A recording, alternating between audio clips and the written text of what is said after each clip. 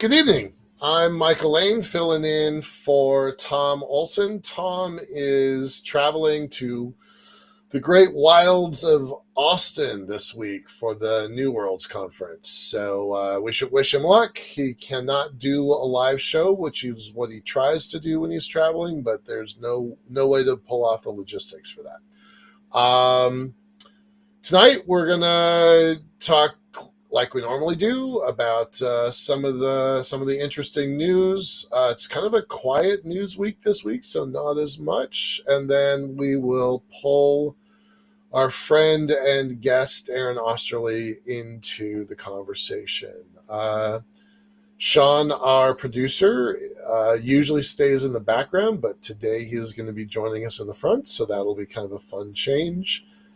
And with that, let's get this party started.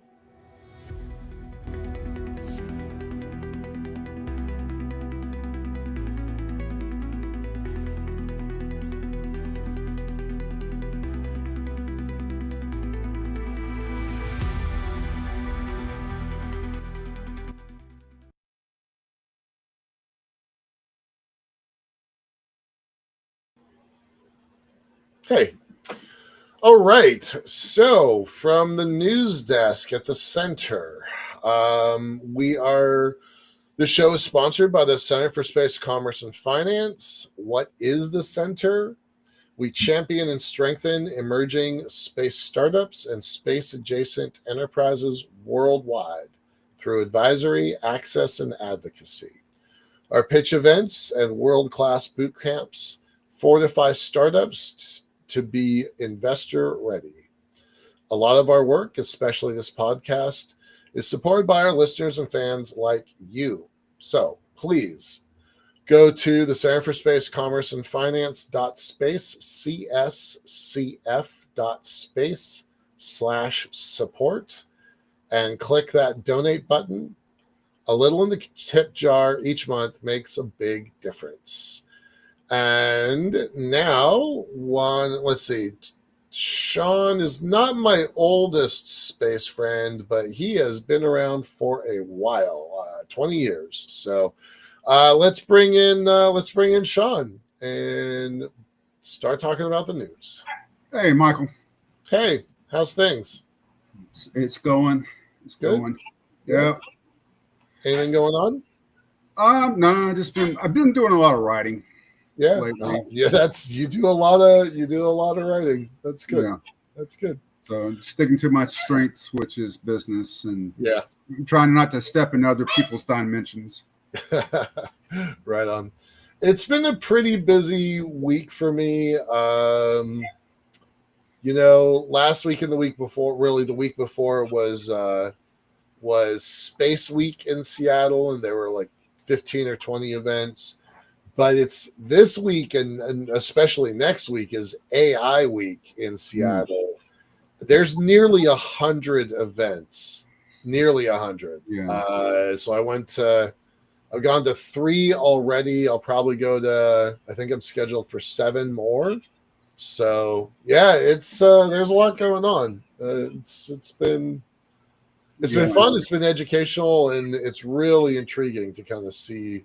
Yeah, it is, and it's the trajectory of it, the possible trajectory of this, and where we're going. It's very interesting, and there's going to be a lot of opportunities for people to invest in coming up.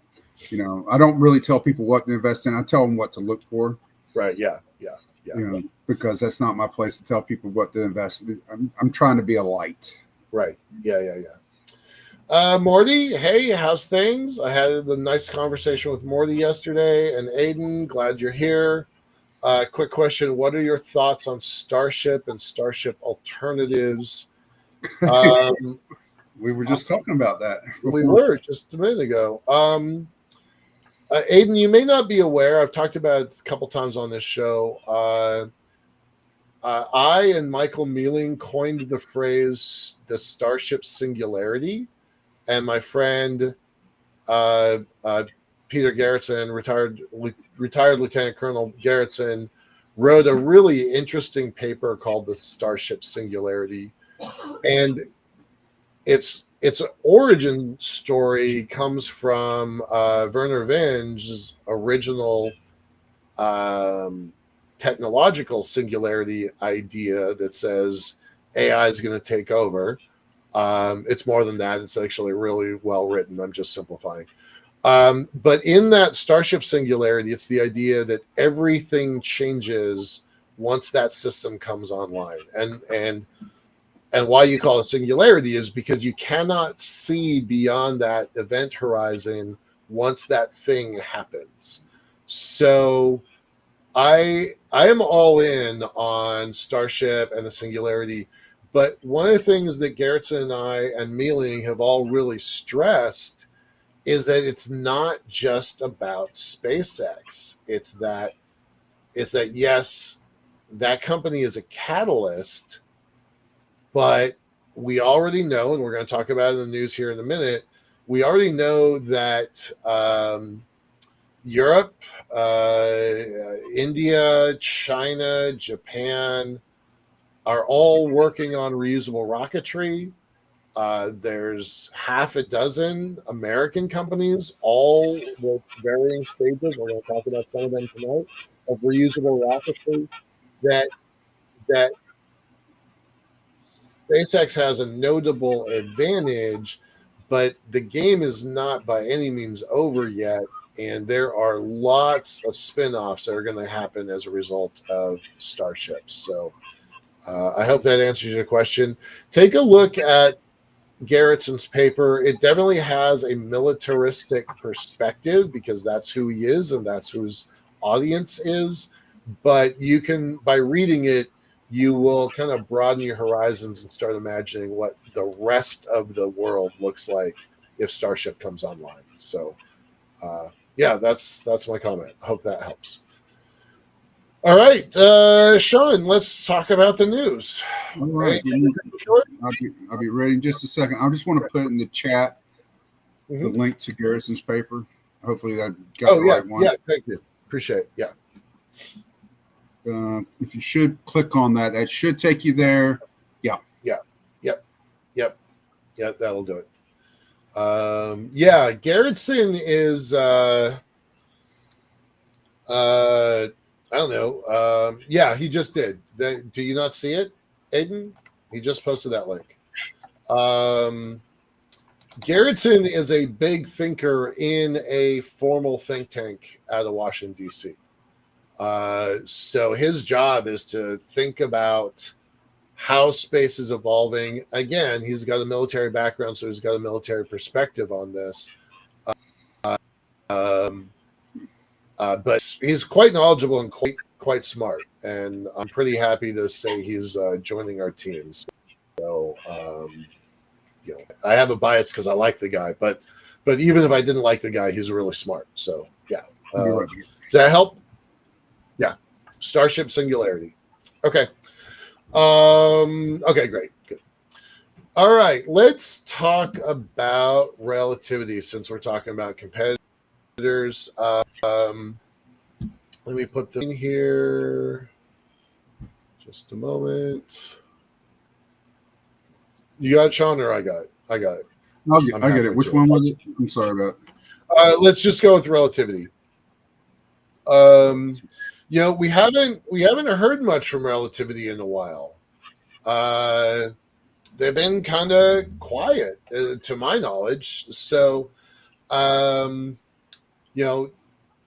we were just talking about Starship Singularity, and I hope you know that Terran R, the R for their rocket, stands for reusability.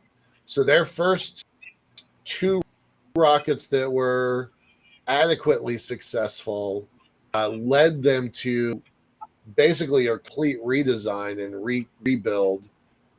And this Terran R is their reusable version. So it's kind of cool to see. I haven't heard much about relativity for a while, so it's kind of nice. I was a little worried they were in trouble. But according to this article, things are pretty good, and it's going to be. And they're looking to take on SpaceX for a piece of that business. So I don't think they're going to take much away from SpaceX. I don't. That's going to be really hard to do, but I do think that they can enlarge the market. And I don't have a news article up here, but the Korean space company InnoSpace just got their launch license a couple days ago, and they're moving this direction also. So there's going to be quite a bit of rocket power, launch power coming online pretty quickly. Sean, you got anything? Yeah, I mean, the more the merrier, in my opinion, quite honestly. But I still think it's going to come down to here in the United States, just 2 or 3 key players. But I think SpaceX is still going to be the Coca-Cola, and everybody else is choosing Pepsi. Well, and it's everybody else combined doesn't get to Pepsi, right? At the end of this article, I'm just going to read it directly. The 42-meter tall Terran R with a published capability of launching in a reusable configuration 23,500 kilos. So that's 1/10. Is that right? I think it's 1/10 of or 1/5. No, I think it's 1/10. Yeah, no, it's 1/5. It's 20% of Starship. And it's in the same range as Falcon 9. So let me just keep reading. 22,500 kilos to low Earth orbit or 5,500 kilos to GEO. It's attempting to compete with other partially reusable vehicles like the Falcon 9, Neutron, New Glenn, along with fully reusable Stoke Space. Much like the Falcon 9, Terran R's first stage will land on an automated landing ship downrange after launch. So the playbook has been established. Yep. The Falcon proved that path works, and so folks are copying it. But that's 5 competitor rockets just in this paragraph. But one thing I am looking at is that a good chunk of SpaceX's launch or for internal operations for Starlink. Mm-hmm. So those other launchers are not going to have access to that kind of launch pace, where SpaceX has to before they're, but they also have deep pockets. So there's this opportunity for competitors to pick up the slack outside of SpaceX's demand. So I think we should see somebody come along. But like I said, they're not going to be the Coke. Coke's been established. So Coke's been established. All right. Next up, we're going to talk about the one of 2 mergers this week. Pardon me. Link and Omnispace. Now, I don't know who Omnispace is. I think they're connected. Well, they're out of Luxembourg, so they've got to be connected to SCS Global. But we've talked about Link a couple times. They were the first to prove direct-to-device capabilities. Our friend, and I'm certain that Aaron knows him because of his background, but Charles Miller started Link, and then also whatever that space group that met in DC that I suddenly can't come up with a name. I'll ask Aaron about it. He knows exactly what I'm talking about. Anyway, so Charles Miller has been a pillar in the space community for a long time. He was on Trump 1's transition team, and it's really kind of cool to see them merging. I think this is good news for a friend of the community, but I do actually wonder if this was, a forced merger because the market is consolidating. Even though they were first, they didn't grab the big piece of pie because SpaceX gobbled it all up. I'm really not sure if this is good news or bad news, but I'm hoping it's good news for a friend of our community. Mergers is always tricky. Yeah. I wonder, and this is a press release, so it's not really giving much information about it. And who's the real winner in this? Because take Wells Fargo. Right. That really is not Wells Fargo when they merged with the North Bank. The North Bank was the winner. They just kept the Wells Fargo name, the brand. Okay. It was their management that took over, and eventually led them to having problems. Same thing happened with Daimler Chrysler and Fiat. They were still having problems merging together. Right. Managements were not. It's culture clashes too. Yeah. So now you can have that problem with this merger going to happen, or it might work. But then again, you have to look out for those things. It's kind of odd to me, again, like you said, though, I mean, the problems with liquidity in the market, and people are trying to either exit out or find, but the market will adjust. Sure. We're starting to see signs of financial institutions make an adjustment to help with the liquidity problem. But yeah, this is definitely something that it's interesting. I need to watch more of it. Yeah, I would like to know. I'm hoping that the folks that pioneered this technology actually cashed in on their innovation, because Link had a bunch of patents in this field. So, and once upon a time, SES Global was the largest satellite operator in the world. They got eclipsed by Planet before Starlink came online. And now SES is just, it's a medium, small-sized player by comparison. But my hope is that... Go ahead.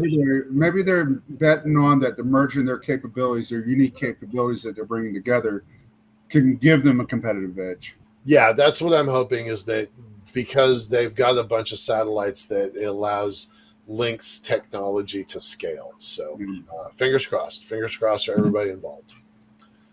All right, moving on quickly.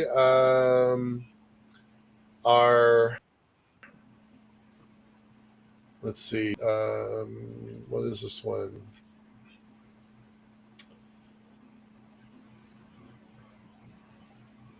Sorry, I'm off on the wrong one here. I wanted to pull up the other merger story, and I suddenly don't see it, which is really peculiar. Oh no, here we go. Sorry. Three companies in Europe decided to merge as a way of shoring up their business. Airbus, Thales and Leonardo decided that they are going to quote unquote combine their satellite manufacturing and services businesses. These are three vastly different cultures, all European, but very different cultures, very different communities, and a lot of very stakeholders. So in the same way that United Launch Alliance was a weird chimera between Lockheed Martin and Boeing, this feels like a really weird chimera. So I think this is just a reality that they can't compete against the SpaceX and the Starlink network in their current incarnation. But I really have some curiosity can pull this off. This is a blending from my perspective. The combination will employ 20,000 people with 6.5 billion euros in revenue based on 2024 figures. it is expected to generate, quote, triple digit millions of synergy starting after 5 years. So that seems kind of bonkers to me, but okay. The market didn't seem to care very much. 2% up for Airbus and Thales Alenia, and less than 1% change for Leonardo. So, yeah, the markets is like meh, but I think it's be harder than me. I think I'm concerned about that one. I think the markets are having concerns just like you are, and that's the reason why it's just whatever. Yeah. Because Yeah. my problem with Airbus is that they have other things that they're interested in besides going to space. So that's the drag on That them. was Boeing's problem. Yeah. Yeah. And I honestly, precisely. you're gonna. It's almost getting to the point where you either are a space company or you're not. You can't dabble in it. And back for a while you could because you were the only player in town, but now you got companies that are zeroing in and focusing on that. I think that's going to be a challenge for these large companies that diversified. Could be wrong, I think, but then if you look at SpaceX, they diversified. They diversified Starlink, diversified into direct to customer. So, but they're within their domain. All right, let's move on. I'm going to not say a whole lot about this. I'm going to guess that Aaron, our guest, is going to say more. But NASA is already building Artemis 3. So what's the holdup with Artemis 2? Now, I love that headline. I'm just going to just chuckle at that headline. I don't really have anything else to contribute to this article. It gives a pretty reasonable evaluation about how hard Artemis 2 has been to actually get built and launched, and how Artemis 3 is creeping up behind it. And there's a possibility that Artemis 3 could launch before Artemis 2. I feel that's a little far-fetched, but not a zero chance. So I don't have anything else to add to this other than it's an interesting take. And it's like, look, space is hard. So Artemis 2 is slow and behind schedule, which we all know. So nothing else to add to that. You have anything, Sean? No, I really don't have anything. I focus on more of the commercial side and then what's going on at NASA. Yeah. All right. I'm going to skip it then. We are going to, this is a show that is about money and space. And in the same way that a couple weeks ago, we're all excited about our $640 billion economy. And then we put us side by side with Walmart at their 681 billion revenues for one single company. And it just kind of puts our industry in perspective, right? Our whole industry can't match the one big company. Now it's the biggest company, but our whole industry can't match one big company. And so I thought it was interesting to also put up this map of the largest economies of the world. China's almost 21 trillion, the United States almost 32 trillion. So in one way, you could look at this and say, well, our 680 billion or 640 billion, that's about 1/55th of the U.S. market, which is cool. But it means we're not playing at the big levels yet, and we're not going to be for a while. We're still maturing. Yeah. But we are still bigger than a bunch of countries. So, we're bigger than Singapore. We're bigger than Thailand. We're bigger than the Philippines. We're bigger than Bangladesh. Like, our industry is larger than many nations. Many. We're in the top 25. We haven't cracked the top 20, depending on how you look at it. but we're a top 25 nation in terms of size and revenue. So, and we're growing. I think that's we're growing. Yeah, it is. Yeah. Yeah, and look, Switzerland is 1.1 trillion, and we're projected to hit the trillion mark in the next 5 years. And you add that to Japan with their $8 billion investment, and Germany with their $41 billion investment, and then the giant investment from JP Morgan at 150 billion a year. By the way, I did look into that more. Right. They're doing 150 billion a year for the next 10 years, so $1.5 trillion. What was the breakdown of it? They are doing $10 billion of their own money, their own investment fund. They're putting $10 billion of their own money into those 27 key sectors. Four big segments. Space is one of the big segments. So they're putting 10 billion of their own money, but they are also working with other companies and those other company financings that gets us to that 1.5 trillion number. I'm wondering if it's their focus, their strategic focus is on ports, on real estate for ports, launch ports.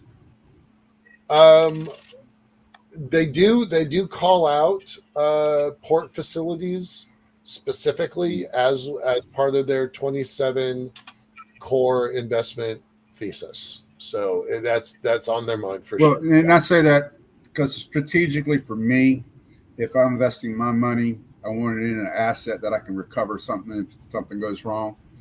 But real estate, where a launch base is, a port is, and I still have real estate. There's still land, right? So yeah, I can see that really picking up. And we do need it. We do need launch capacity. So yep. All right. Last thing, and then let's just cut it off. We talked about Reflex Orbital 2 weeks ago.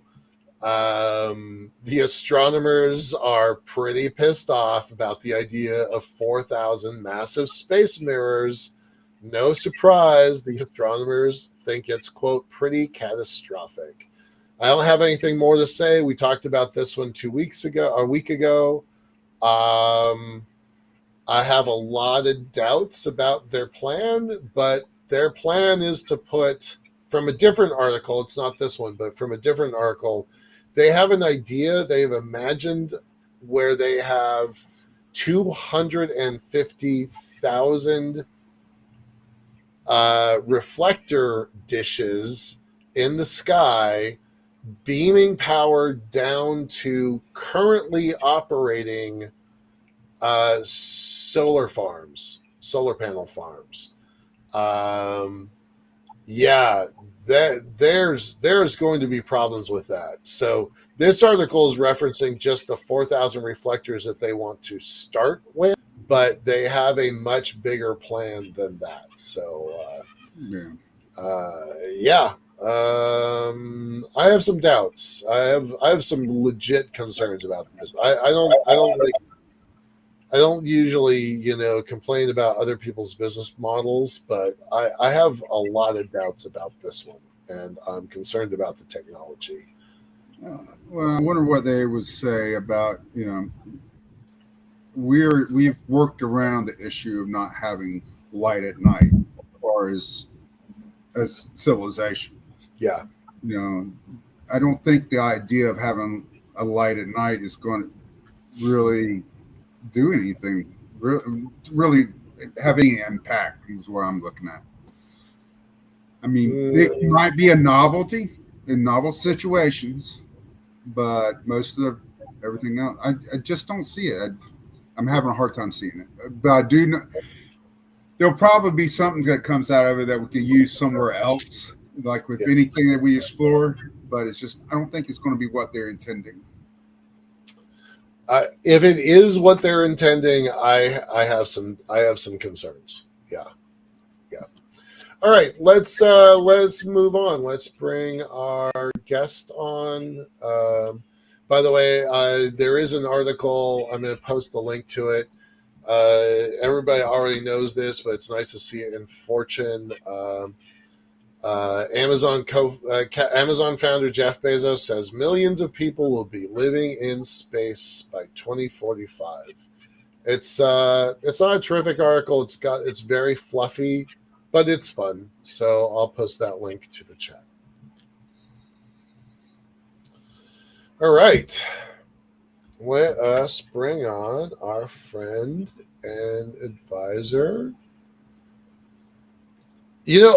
Aaron, I have wanted to call you Dr. Oesterle since the day I met you. You're not a PhD, right? No, I'm not. I am working on my master's, actually. I'm working on my independent study right now, which is going to be an interesting project because I am one of the I'm going to compare the Chinese lunar plan with the American lunar plan and see whose is more capable, and whether the Artemis program can actually compete with the Chinese. I have my personal opinions about where that stands right now, but I intend for it to actually be a formal, analysis that looks at the hardcore data and says yes or no.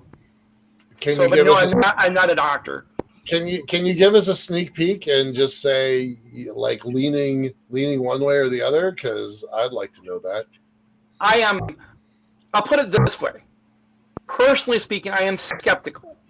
I'm nowhere near finished with the research. Yeah, but okay. like one of the things that has stuck out in my mind is how the current Artemis program, and this is not. I'm referencing what is funded and not what is proposed. Okay. I want to stipulate that up front. Okay. Artemis, under the current program of record with SLS, Orion, and HLS and everything, they're going to fly every other year. That's one moon mission every other year. Whereas I have not looked at the Chinese hard. Right. But if you're going to do a lunar base, just looking at what the resupply requirements for ISS, they're flying. Is it once a month, once every other month? Right. Like Mars, you do every other year, not the moon. So right. I have my suspicions, but they are suspicions. Okay. I want it to be. I really intend for this to be a hardcore look at the data. Cool. And when I have that, I'm going to share and get it published and whatnot. I intend Excellent. for it to. Excellent. But no, I'm not a doctor. I did get my background in aerospace engineering, but as I always like to say, I'm a really bad engineer. You don't want me designing your rocket. Right. Give a little bit of your origin story. I met you, and the reason I think of you as a doctor is because kind of the way that we met in, I think, 2006 at ProSpace. It was either 05 or 06. I can never remember. Yeah. But it was at ProSpace. That was my first. That was the first time I kind of became really enmeshed in the policy side of space. It was my first brush with policy, and I've never really looked back because I'm good at I love the policy work. I love policy work to death, and I had the opportunity, and I met a number of amazing people. Some of them are. It's very interesting, just the number of people I've met and whatnot in the policy world. I've got contacts on both sides of the aisle.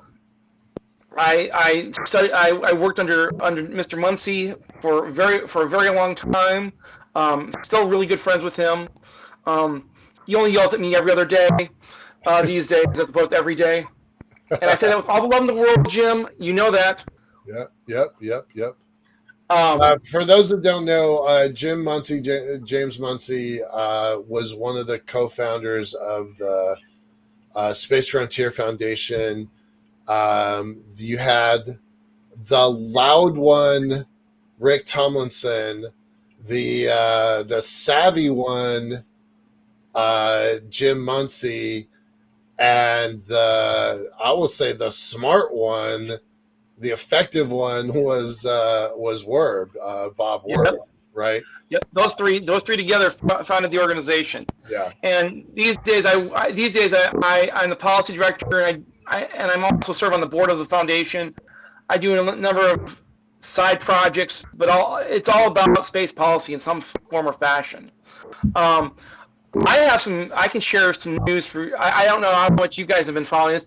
Did you see what Mr. Musk called the acting NASA administrator? A dummy, Scott Yes. Dummy. Yeah, Sean Dummy. That's fantastic. Yeah, he said some other really colorful things also. It's been a wild week in DC, and it's been a wild few weeks in DC. So talk about that a little bit. Tell us what's going on from your bird's eye view. A city, some would call it city under siege. Sure. NASA is bleeding people. NSA. Let's start with the mile high and then dive down. Okay. The mile high is the showdown over the budget, and I don't just mean the NASA budget, but the federal budget. Right. And I'm not going to get into the politics of that one because that's a separate topic. But I literally had a conversation a week or two ago with a congressman, and he basically said, "Look, nothing's happening in DC for space stuff at all." Right. Because of the budget. On anybody's radar. Why? Yeah, there's other things that are more important. So, in that respect, it is still. Everything is in crisis mode for that. There's a lot of discussion. There's a lot of discussion in the background of what will happen and what will be agreed upon in the final budget version for various things. As I understand it, science has not been cut nearly as much under the appropriations committees. For those who don't remember their civics classes, there's appropriations and authorizations. Authorizations make the laws and the policies. Appropriations spend the money. Appropriations. There's the science part of NASA has had substantial backing, and then you have the reconciliation bill fund a number of things related to the human spaceflight stuff. But the administration has made it very clear they're not interested in doing that. And so it is unclear what is happening. You add to that the announcements that's come out in the last few weeks of NASA basically saying that Artemis 3, I know you asked about Artemis 2, to answer your question, no, Artemis 3 will not launch before Artemis 2. Okay, right. Because Artemis 3 is wholly dependent upon actually landing on the moon, which means having a lander. And right now, there is no lander. Right. I tip my hat to all my friends at SpaceX, but it is not clear. There's skepticism from various corners in DC about whether or not the NASA, the HLS, SpaceX HLS lander system will fly anytime before the end of this decade. Right. Legitimate concerns about that, and we're betting the farm. We're betting our international prestige on this one very unproven capability. Can it launch? Can it launch on time? Can it refuel? Can you transfer fuel? Can you get there to the moon? Can you land on the moon without tipping over? And can you come home? All giant questions that are time-consuming and expensive to solve. Mm-hmm. And so there's this push, and it happened, was it last week or this week? I don't remember. So much is happening right now, where Sean Duffy, the acting NASA administrator, basically said, I don't trust. I don't have confidence. I don't know how he said it, but basically, I don't have confidence in SpaceX. Right. And if they're going to, and so they are going to open up the contract and rebid the contract for Artemis 3 lander system. Now, whether that's, whether that's Blue or Lockheed Martin has hinted that they're interested in that contract, or somebody else, I don't know. It's very early days, considering that it just happened this past, in the last 7 days. Right. So that is churning a lot of people in the space policy world. What's happening with that? And how will they bid it? How will they run it? Who gets what? There was a very interesting article from Ars Technica about the Blue proposal. It was hinted. It hinted at their Lander Mark 1 strategy. Somehow using that. I'm not aware of the technical details, so I don't want to speak to it. And there's also a proposal to basically recreate the lunar module that you could theoretically do. The downside of that is it would be a cost plus contract, and it would be rewarding a lot of bad behavior. And I'm not a huge fan of that. Now, I know there are members of Congress who prefer that because they're just comfortable with that. I am skeptical though that will get them to the moon before China. Right. But is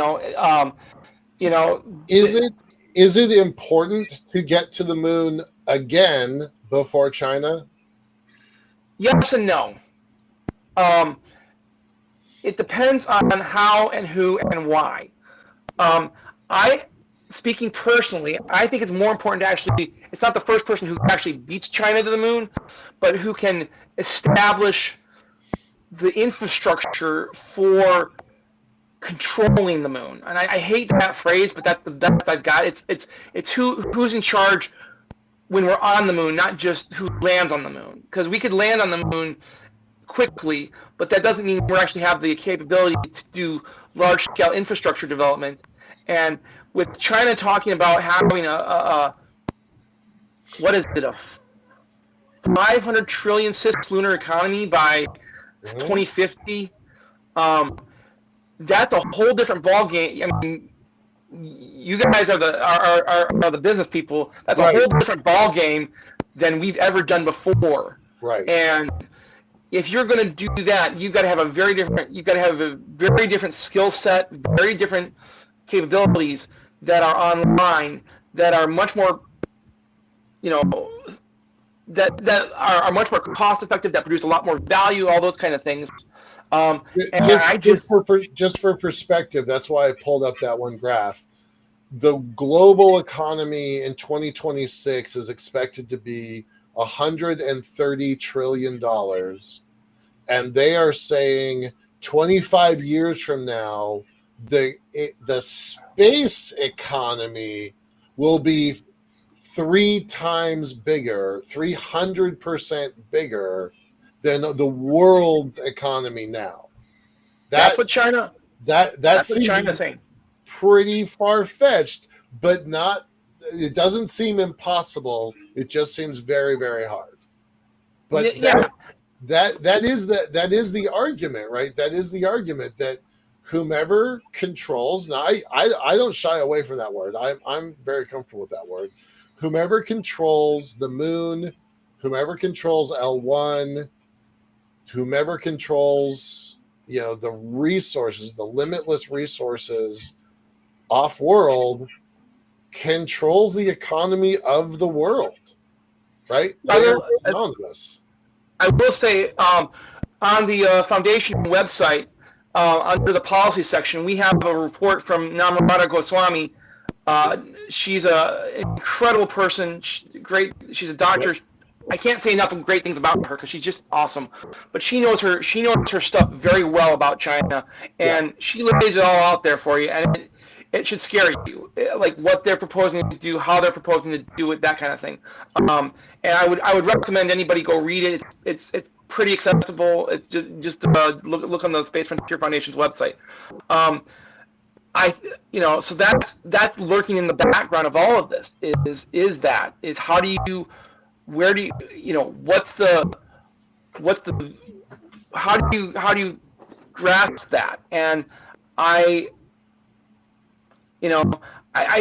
think we behoove ourselves if we don't take China as a threat seriously. Now that doesn't mean we can't engage with them, because I think at some level you have to engage with them. Yeah. But we also need to acknowledge they're not our friend. Right. They're for China. They're not for us. They're for China. Yeah. But they will do friend things for their benefit. Yeah. I mean, there's a great example of this. I had a conversation with Dr. Scott Pace, who's no dub towards China, but he basically said we need a system by which we can have conversation with China about things like radio operations. Right. Yeah. Because we don't want, if something happens, obviously we're both parties to the. For those who don't know, there's the Astronaut Rescue Treaty, which I can't remember its formal title, but it's out there. And if something happens, obviously we want to we would want to help them, and they would want to help us, and that kind of thing. And so that's you need those kind of things for constructive dialogue. Right. Now, how and why? I'm definitely a globalist, right? I went to International Space University for a reason. Like I want this, Star Trek vision of the future. But there's value in having a competitive, not combative, but a competitive nation state. I've said it before. I miss the old Soviet Union because the world was a more stable place when you had those two blocks. And so I don't think of China as the big boogeyman, but I do think that we should be aware and concerned about their potential threat. But that's something that keeps a lot of people up. And I will say, one of my colleagues at the foundation, Dr. Taylor Winkleman, she is an amazing woman. She knows another one who knows her stuff real well.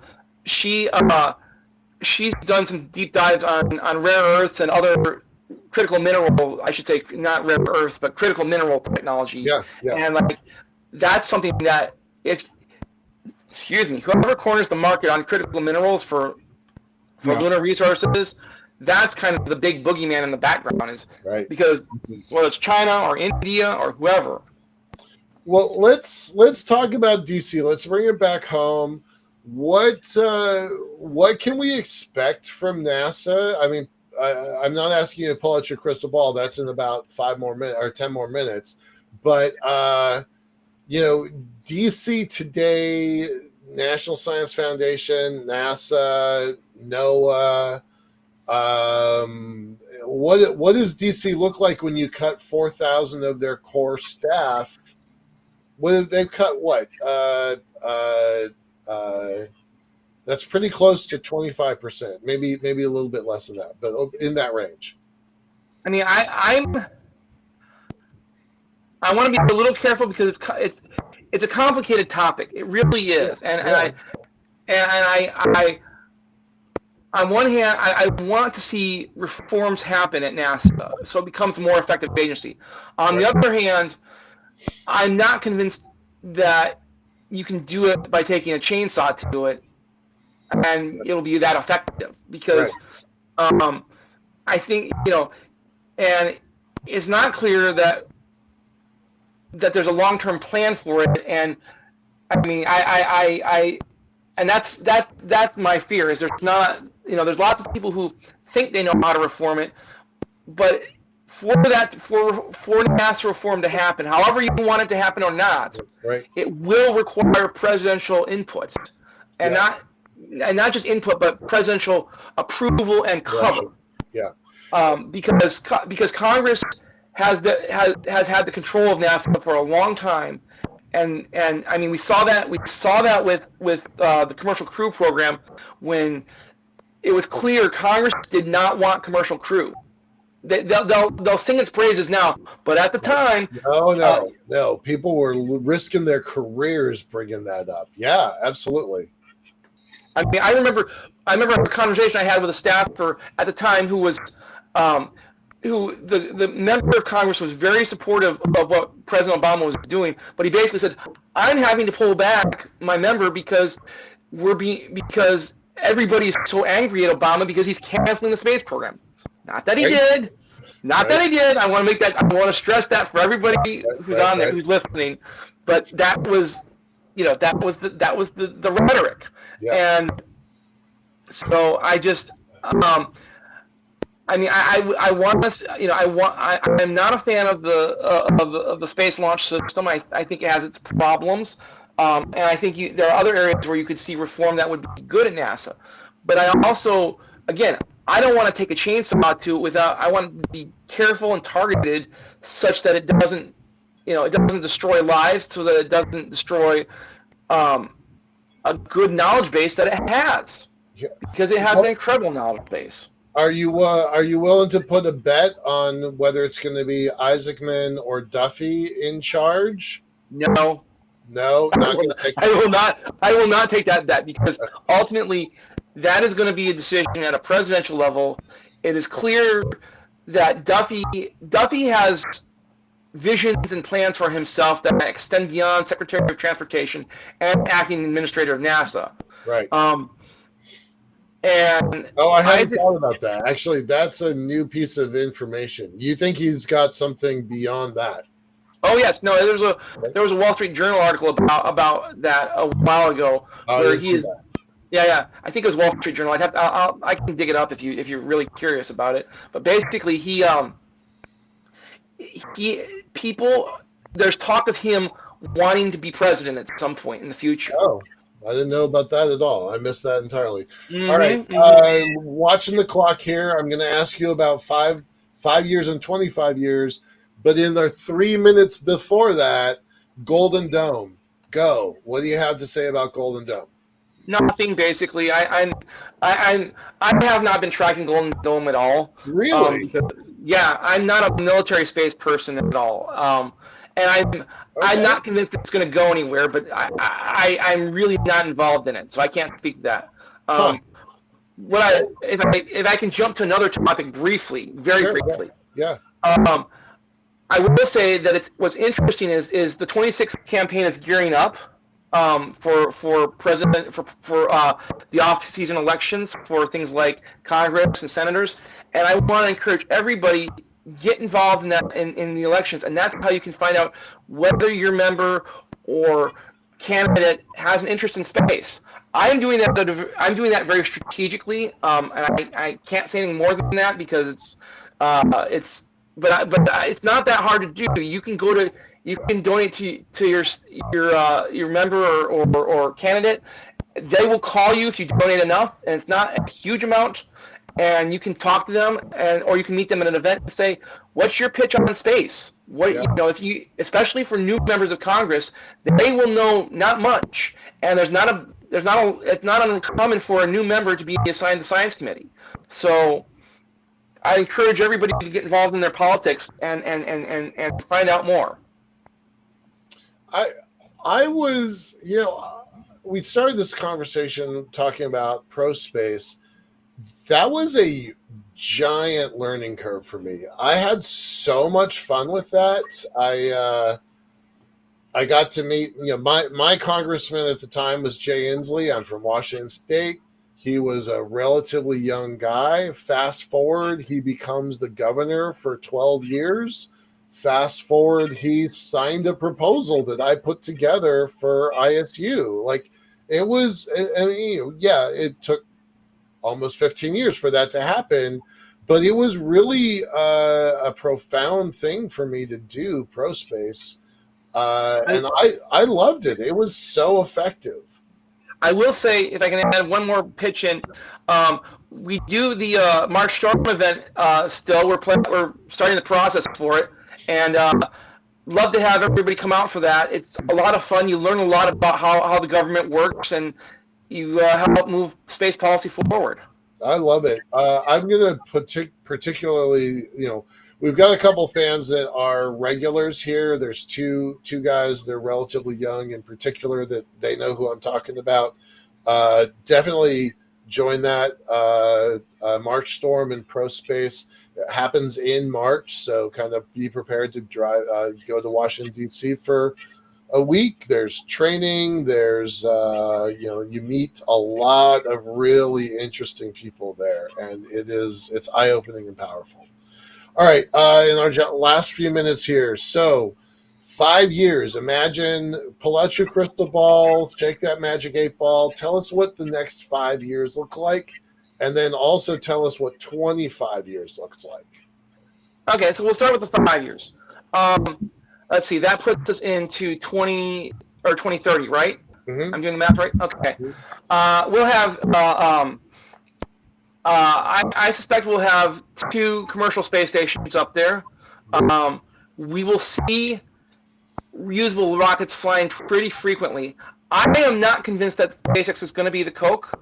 I like a big playing field, and the reason is I think the market is still very undetermined. You have to, and I won't get into that, but I think there's a lot of market that has yet to shake out when it comes to launch and how it's going to shake out. But I think we'll see a number of reusables. SpaceX, not Coke, is actually a pretty. Them's fighting words in some places. I respect what SpaceX is doing, but I see a lot of things happening that could differentiate how it happens. Now I could be wrong, and I've been wrong on other things, so this is just my speculation. That's the idea behind the Starship Singularity, is that it's not just SpaceX, but SpaceX is a catalyst for a bunch of other stuff. So inspiration. Cool. Interesting. What's 25 years look like? I would like to see I would hope to see some major space industrialization happening. So I'd love to see, resource extraction. I'd love to see space solar power stuff happen. I think that there will be stuff like that happening. We will have had our space internet moment, I think, within the next 5 to 10 years. And so I would not be surprised to see the I don't know if it'll be 500 trillion, but or whatever the number is they propose. I can't remember if it's 500 trillion or 50 trillion, but I could easily see some mark of that, a significant chunk of that happening in the space economy. Brilliant. Beautiful. All right, cool. Thanks a lot, Aaron. We'll see you again soon. The note in the chat is actually Morty did do March Storm last year, and his comment is it was great. So good job, Marty. Thank you, Morty. All right, Aaron, we'll see you. We'll see you in March. Probably sooner than that, but I'll see you in March for sure. Okay. All right. Thanks. Thanks a lot. Appreciate it.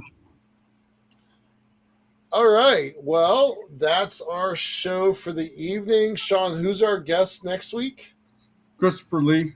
Chris Lee and Andrew Woodfield. They are venture capitalists from the firm Actuate. So I happen to know that they ran about 4 events during Space Week here in Seattle. Then they went down to LA and Silicon Valley, and they did a bunch of other events down there. So they have a lot of news to report from their various travels. So we always love getting venture capitalists on our show, the folks that actually write checks. They're the lifeblood of this industry. So getting it directly from those folks is important. And on that note, for Sean Key and our missing fearless leader, Tom Olson, I'm Michael Lane. And I'm Sean Key. Have a great evening, guys. Have a great night. Bye-bye.